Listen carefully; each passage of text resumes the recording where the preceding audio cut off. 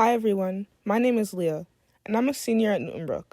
In this episode, I'm going to be talking about the differences and struggles of being a black girl in a non-black dominating school.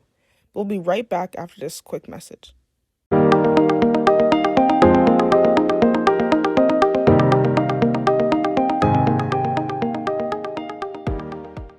The first thing I'm going to be talking about is the struggle of black women in hair. And I think a lot of black women already understand where I'm coming from, already, because it's just so hard to deal with our hair in this society because our hair it's not really looked as beautiful in certain textures or forms. So we have to use protective styles, but sometimes people actually like protective styles, and there's nothing wrong with that. You don't have to wear your hair out if you don't want to. It's literally just up to what you want to do. But there's a lot of struggle with just having our type of hair.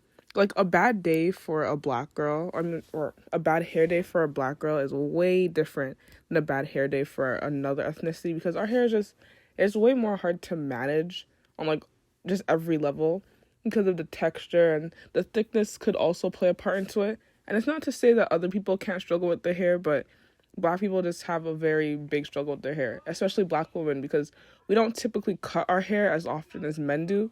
So the keep up and the maintenance is just way more usually.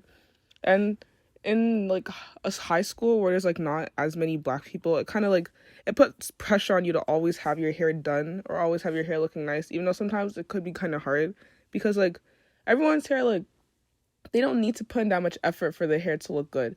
A lot of people can just wake up and brush their hair in the morning and go with their natural hair, but that's not the same thing for a black girl. If a black girl had her natural hair out, she most likely can just wake up, brush her hair quickly, and go because of how you have to keep it, just to keep it looking nice or quote unquote nice how other people would see it as nice.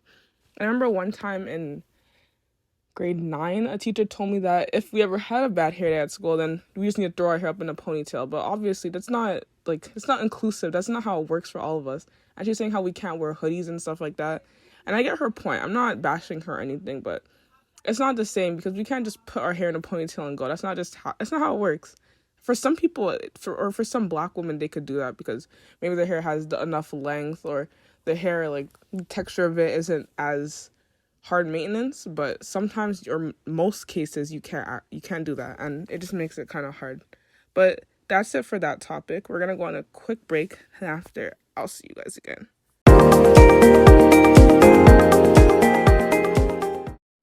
The next topic I will be speaking about is the generalization in the black community.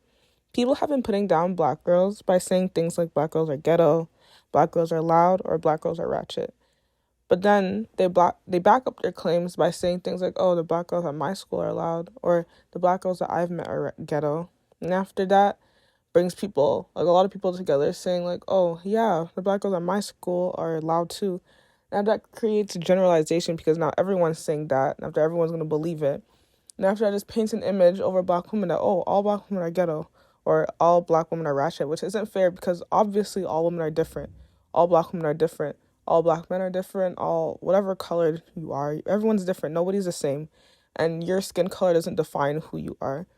And it's really dehumanizing because being ghetto isn't something to be proud of. It's not something that you're going to show off. And after putting that specific action or that specific personality as the image of black women, it's really dehumanizing because there's already a bunch of struggles that we have to fit in society. And now something like that kind of that gives us it's just a bad look. And after, when you don't act that way and you act I don't know, not normal because there's no such thing as normal, but when you act, I don't know, quiet, or when you're to yourself, they're going to say something like, oh, you act white. Or when you speak a certain way or you speak of certain things instead of other things, they're going to be like, oh, you act white, just because you don't fit their specific image of how a black woman should look.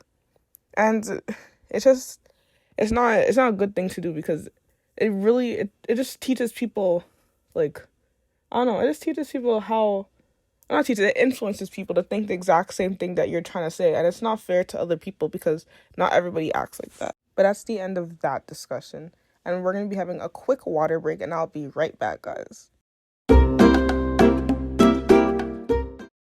Hi guys, welcome back. The last thing I'm going to be talking about in today's episode is the struggles of being a black girl and comparing yourself to other people using their beauty standards.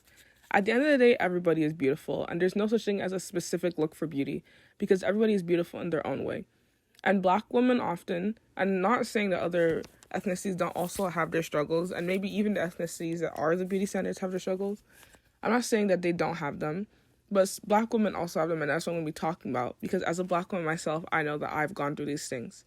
Whether it was my nose or my hair or my skin color, a lot of those things have come into, not trouble, but a lot of those things have just been pointed out by myself or by other people because it's not the same as how they think it is, or it's not the beauty standard that they uplift over themselves. So people might say, oh, your skin color is this and that or whatever, because to them, a quote-unquote beautiful skin color is pale skin or fair skin. I'm not really sure what the standard is, because I think it changes, and over time it changes, and in different parts of the world it's not the same.